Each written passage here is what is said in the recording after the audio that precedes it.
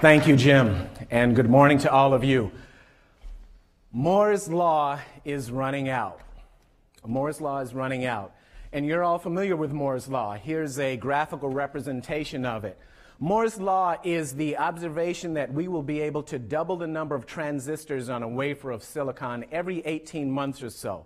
And we've taken advantage of that for years, for decades, in fact. One of our interns this summer at Wisdom Group, Yvonne Garcia, looked at this chart and she said, you know, Ray, maybe there's a more visual way to communicate Moore's Law. And she went out and found this image that was published in the Washington Post some years ago. This is Moore's Law in a more visual and visceral way because the functions of all the devices on the top are included in the device on the bottom. And some of you might think the device on the bottom is outdated because it's from 2013, right? So that's Moore's Law. But Moore's Law is running out, the party is coming to an end, and we have to ask ourselves, what are we going to do to increase processing power? One potential answer is parallelism through a device called Parallella. This is a single board computer roughly the size of a credit card or a Raspberry Pi if you experiment with Raspberry Pis, or a BeagleBone Black if you experiment with those. A Parallella runs Linux. It has 18 cores, and you can buy it online for about $150. My name is Ray Hightower. I run a software company called Wisdom Group, and together, my team and I, we run the Chicago Ruby User Group and a couple of conferences. We run Windy City Rails in Chicago and Ruby Carib in the Caribbean. We became interested in parallelism and the Parallella because we started working with a client that's working with massively parallel machines, machines with 100,000 cores or 1,000,000 cores or more. This client, led by Dr. Valerie Taylor and Dr. Jingfu Wu at Texas A&M University, asked Wisdom Group to come in and give them some insight into their data. And we are writing web apps. We continue to write web apps for them to give them insights into the data that they're collecting related to parallelism. We don't know hardware design at their level. These are some high-end PhD computer engineers, electrical engineers doing amazing things with parallel machines. But we know enough to create web apps that give them insight. The metaphor I like to share with people is, it's as if they're doing research on the deadliest diseases that we're dealing with, and they asked us to build microscopes. So that's what we do for them. And that's how we became interested in Parallella. So this is Parallella. I know that's far away, that picture's far away, so here's one in my hand. This is Parallella, inside of a case. And you need a case like this with all the holes in it because Parallella generates a lot of heat. It's a computer. You know, you've got your Ethernet connection and your USB and your HDMI, and your micro SD replaces the hard drive you might have in the laptop with you. The exciting thing about the Parallella really is the two processing chips. There are two ARM cores and 16 RISC cores. And I'll get into definitions of those a little bit later. This is the case I have in my hand. Remarkable thing about this is it's designed to fit together kind of like Legos. So when you want to do multiple Parallella devices together, you can stack them together. It was designed by a team at West Point, Professor Matthews and her team at West Point, who are teaching courses on high-performance computing. Of course, if you're teaching courses on high-performance computing using Parallella, you don't want your students to burn their fingers, right? So you need a case that will dissipate the heat. Remarkable thing about this case is not only does it stack like Legos, but it's 3D printed. So right now, you could go to Thingiverse, download the plans, run them through your 3D printer, and have a stackable Parallella case and run multiple Parallellas together. And this is a 3D printed case. I can share it with you after the presentation if you like. So it's a computer that runs Linux, and what I'm going to show you in this slide is we're going to see it booting. And it boots exactly the same as any other Linux computer that you've worked with. Goes through the text area, and then you get your GUI. It's running Linero, which is a distribution of Linux. Default username is Linero. Default password is Linero. Don't SSH into my Parallella. And when it comes up, you'll see a desktop that looks just like any other Linux desktop. You've got a bunch of applications, some that will enable you to connect to the internet well. You've got a terminal window. You have a browser. It comes with Firefox, and we'll go to our favorite website, which is coming up in 3, 2, 1. Yes. Okay. So that's it. That's Parallella booting. But it's okay as a desktop computer, but you want to do more with it than that. You have all these cores, so why not do something with it? And why not do something with Parallella in a way that demonstrates that it's energy efficient? Now, watts are dollars. Electricity costs money. Electricity costs money.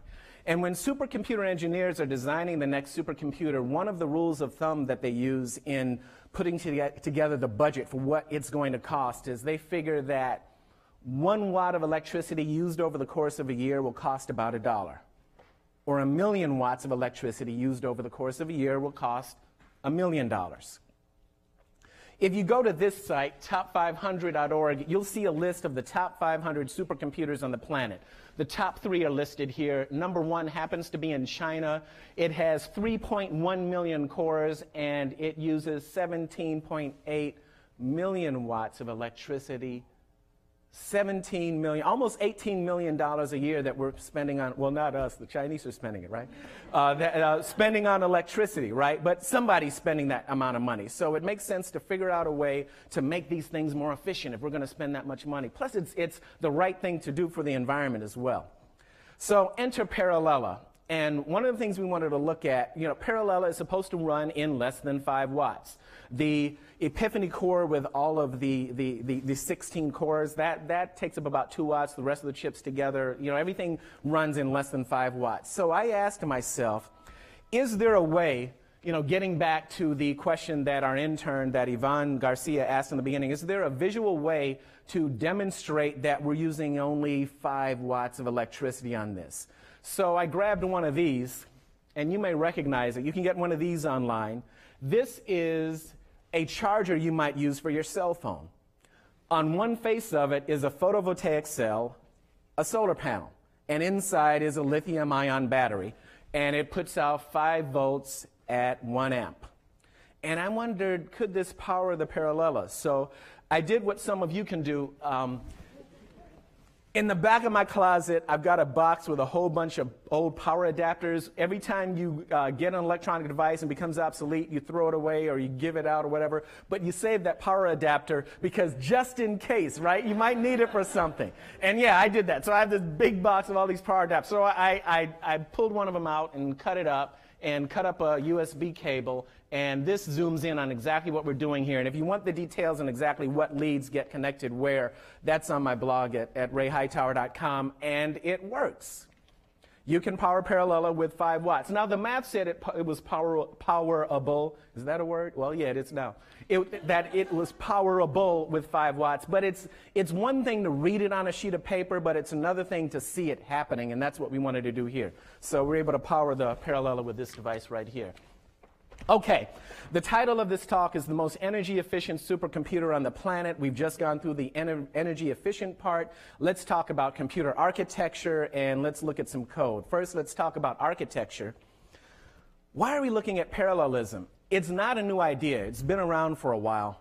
And I won't read the quote to you. You'll read it real quick. But the bottom line is, as Grace Hopper says, instead of trying to create a bigger ox, we're going to yoke a bunch of oxen together and see what we can do.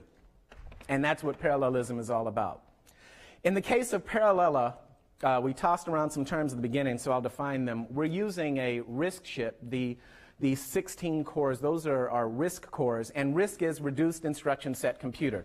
The whole idea behind RISC, many of you already know this, so I'll just say this in a couple of sentences. It's the 80-20 rule applied to computer architecture.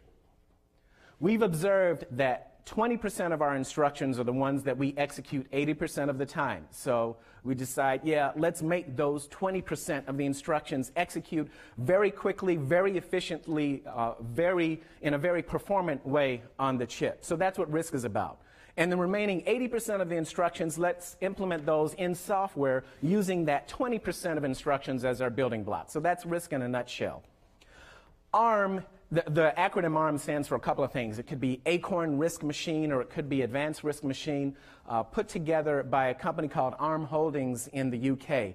And they develop high-end computer hardware. They develop RISC chips, and they license that intellectual property to other companies that build the chips. And so the ARM chip on Parallella was designed originally by ARM Holdings in the UK. And on the Parallella, you've got ARM and you have RISC. The way you write software on Parallella is that pretty much ARM acts, A-C-T-S, acts. It behaves as your host. And the RISC is a coprocessor, essentially. All right? And here's the architecture. Check it out. This is the mesh. These are your 16 cores. You have 4 rows, 4 columns. Rows are numbered 0 through 3. Columns are numbered 0 through 3. Side note, if you look at how you address the cores, you have 12 bits to address the cores. 6 bits for the row, 6 bits for the column. But if you're only addressing 16 cores, you only need 2 bits. You know, 0, 1, 2, 3. You only need 2 bits. 6 bits, that's like, what's 2 to the 6th power? Is that 64? You're able to, with the addressability on the host right now, you're able to address over 4,000 cores. Now, Parallella has not revealed their product plan to me, and I don't know anything about it, and I'm not making any announcements, but if they have that addressability there already, exciting things are ahead for us in terms of parallelism on this device. One of the first programs that Professor Matthews asked her students to run on Parallella after they've set it up, and there's some effort in getting Linux to run on Parallella initially, she asked them to run a Hello World program or a Hello Epiphany program, and it consists of 2 pieces. There's a host component and an Epiphany component that you're running on the Parallella. Both are written in C, and this is it running on the Parallella. And all it's doing is that it's reaching out at random to all 16 cores on the Epiphany coprocessor, and it's saying, hello world from core whatever. And if you take a look at the ordered pair here between the 2 parentheses, that's the core designation, and that's hello from the Parallella. So that's just enough. That's kind of like just the warm-up exercise before we start to do something else on the Parallella. One of the examples that we wanted to run was looking at prime numbers, because we need prime numbers when we're doing encryption and some of the other things that we do as software developers. So let's get Parallella to look at all of the prime numbers that are less than 16 million. Find out what they are. And as a benchmark, we wrote the program so that it runs in serial on Parallella. And this is what it looks like. It's in C.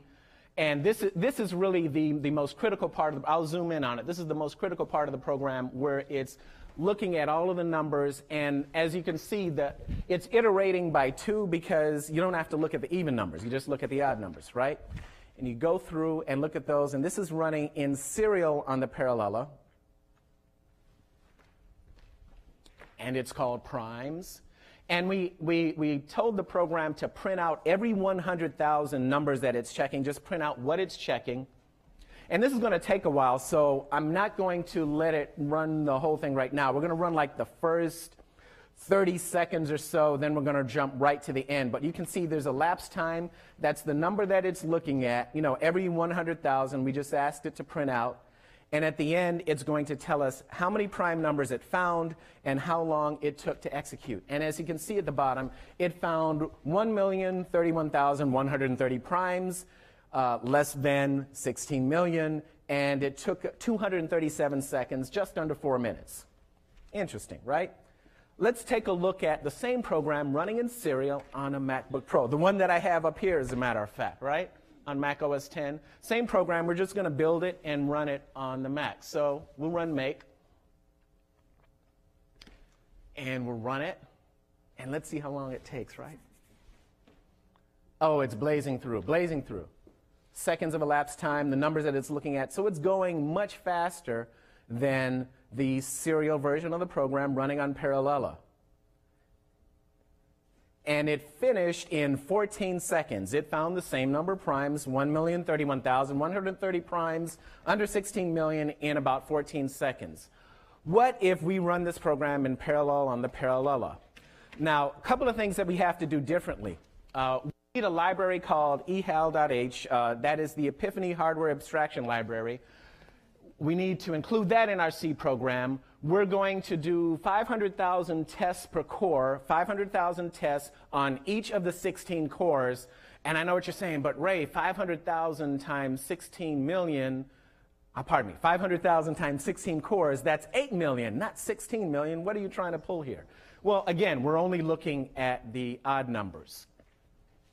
And so this is the critical part of the program that's going to be running in parallel on the Parallella. So let's take a look at it.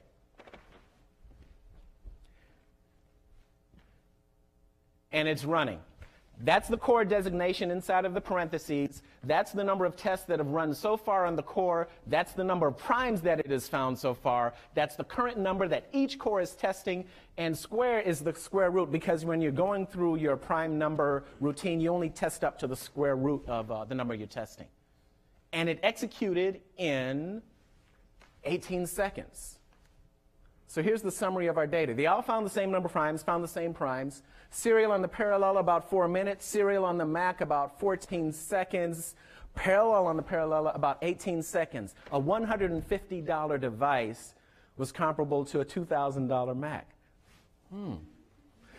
Don't go and throw out your Macs. Don't throw out your Macs, because here's what's going on. This is an example of an embarrassingly parallel program.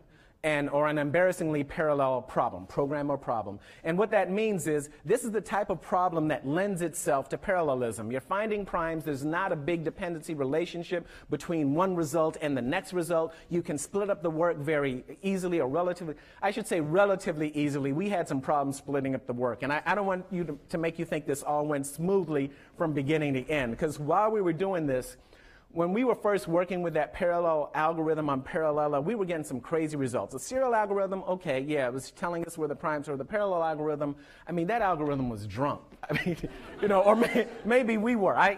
So one of the things that we had to do, and here's where Ruby played a role. We had to step back, write the algorithm in Ruby, think about it in Ruby.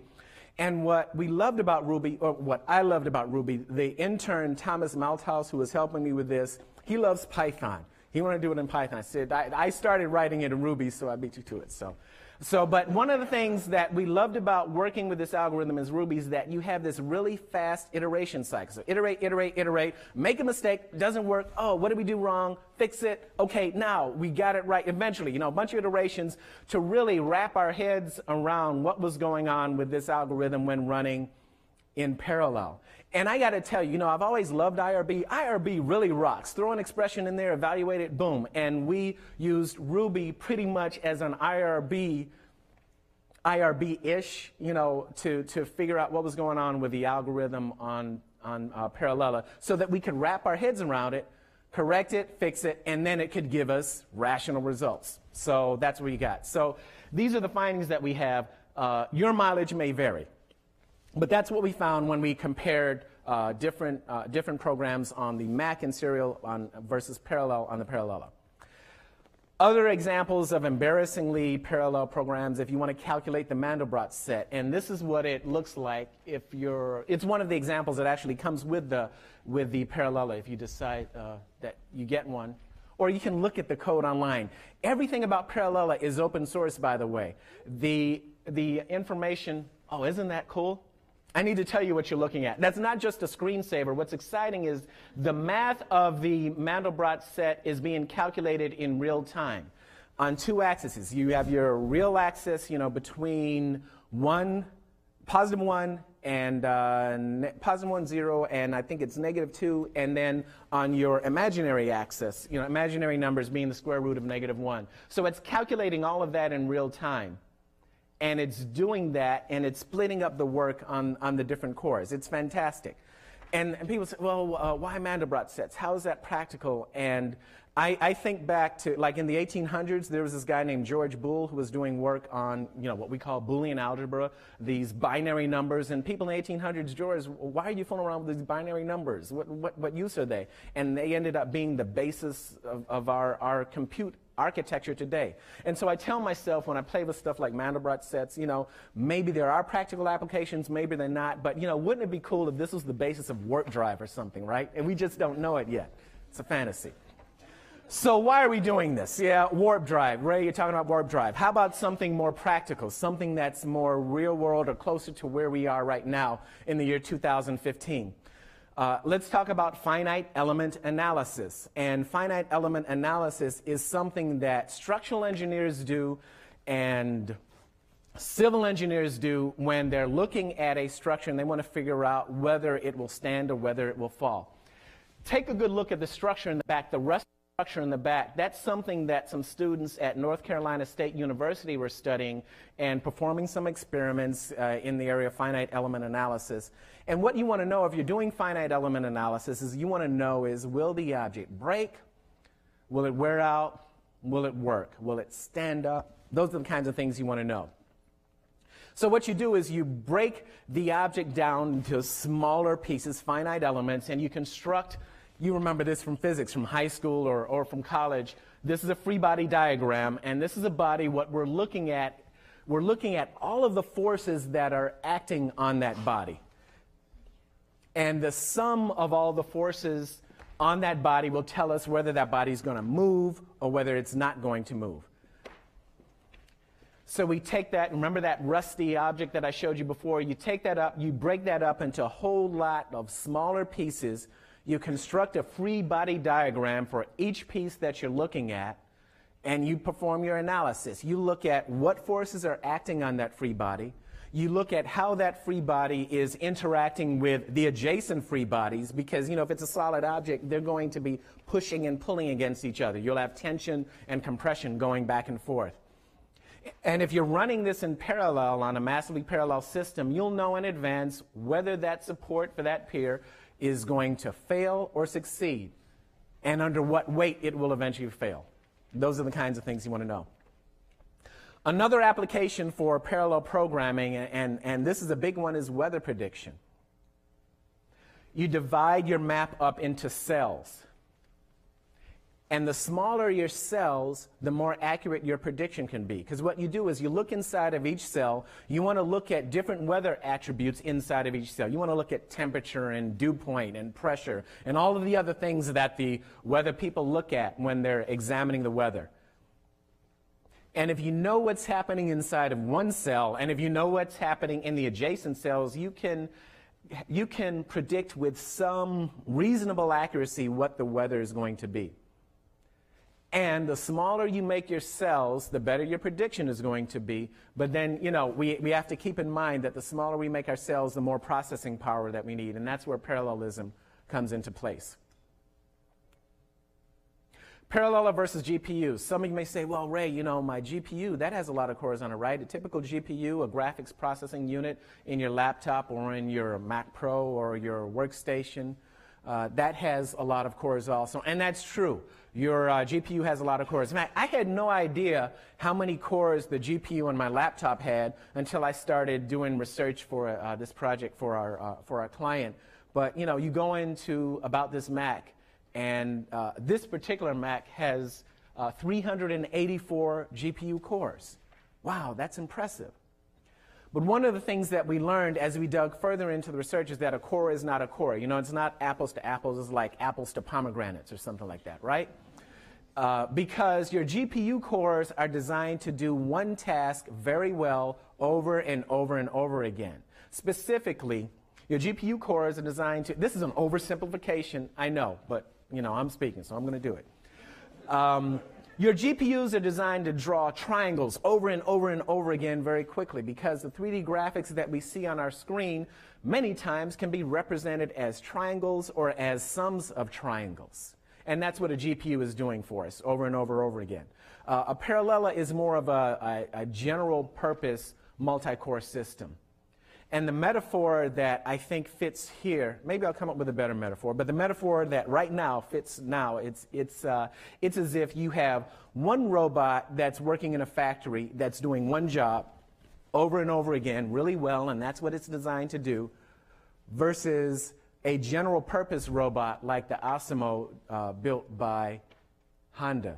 that is general purpose, and you can program it to play soccer. So that's the metaphor. That's the comparison between GPU versus Parallella, specialized versus general. So we're coming to the end right now. This is Parallella.